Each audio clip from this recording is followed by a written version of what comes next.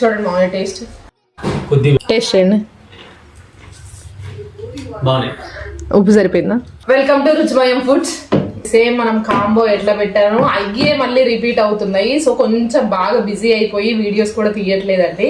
So ఇప్పుడైతే boondi prepare చేస్తాము. Direct గా చేత్తో మిక్స్ చేస్తున్నారు. ఇది బాగా వేడిగా ఉందండి. గ్లౌజులు కనుక ప్లాస్టిక్ గ్లౌజులు వేసుకుంటే మెల్ట్ అయిపోతుంది. సో అందుకనే నేను హ్యాండ్ వాష్ చేసుకొని కలుపుతున్నాను.